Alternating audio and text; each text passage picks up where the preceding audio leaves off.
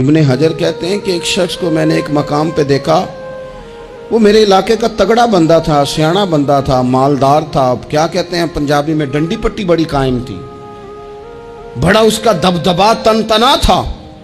لیکن میں نے اسے طبیب کی دکان پر لیٹے ہوئے دیکھا تو اس کے وجود سے پیپ نکلتی تھی۔ میں نے اسے کہا یار تیرے نام سے تو لوگ خوف زدہ رہتے تھے، تیرا نام لے کے تو لوگ بچوں کو ڈرایا کرتے تھے، تیرے سے انسلاک رکھنے والے تو بازاروں میں گردنیں اونچی کر کے چلتے، تجھے کیا ہوا؟ تو کہنے لگا بس جب خدا کا حکم آیا، جب اللہ کی حکمت کا غلبہ ہوا، جب تک اس نے ڈھیل دی تو دی، لیکن جب وہ پکڑنے پہ آیا تو پھر حال یہ ہوا کہ ایک غریب مچھیرا مچھلیاں پکڑنے کے لیے دریا میں سارا دن بیٹھا رہا، اسے مچھلی نہ ملی، شام کو روئی پڑا کہ مالک میرے تو بچوں کے پاس کھانے کو بھی کوئی شے نہیں۔ تو ایک مچھلی شام کو بڑی محنت کے بعد ایک بڑی مچھلی اس کے ہاتھ لگی۔ ان دنوں نہ مچھلیاں ملتی تھی نہ گوشت ملتا تھا، وہ بیچارہ ایک مچھلی لے کے جا رہا تھا اپنے گھر کی جانب، تو سامنے اسے میں آ گیا۔ جو طریقہ ہوتا ہے، کدھر لے کے جا رہے ہو، کہاں سے لی ہے؟ تو کہتے اس نے کہا صاحب مجھے پتہ ہے آپ مجھ سے چھین لیں گے، لیکن میرے بچے صبح سے بھوکے ہیں، یہی میرا روزگار ہے، آج مجھے کچھ نہیں میسر آیا، میں نے اس مچھلی کو لیا ہے، مجھے تو بیچنے کو بھی کچھ نہیں ملا، پتہ نہیں مجھے پکانی کس طرح ہے، تو یہ ایک مچھلی میرے بچوں کی خوراک بنے گی،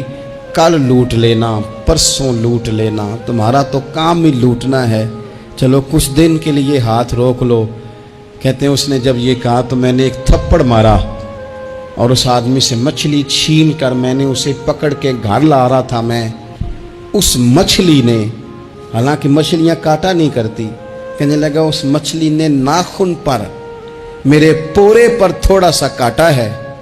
اور میں نے کہا کوئی بات نہیں، مچھلی ذرا بڑی تھی، اس نے کاٹ لیا، میں نے تھوڑی سی پٹی باندھی اور گھر والوں کو کہا مچھلی پکا دیں، انہوں نے پکائی کھائی، کچھ پتہ ہی نہیں تھا، 2-4 دن گزرے ہیں تو زخم آگے بڑھنے لگا ہے،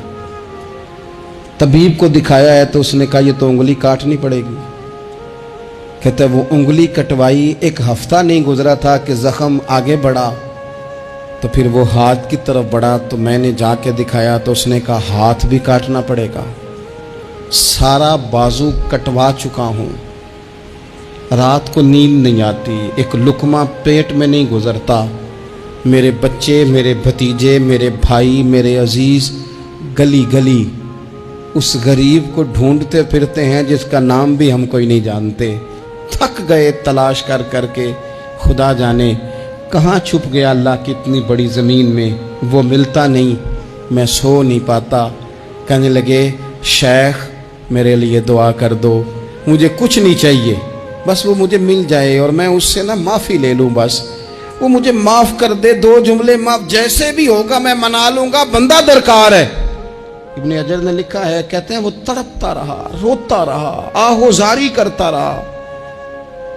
میں نے بھی اس کے لیے دعا کی کہ اللہ کرے وہ شخص تجھے مل جائے۔ پھر کچھ دنوں کے بعد مجھے کسی نے بتایا کہ مر تو گیا ہے تڑپ کے، پر اس سے معافی کا موقع میسر نہیں آیا۔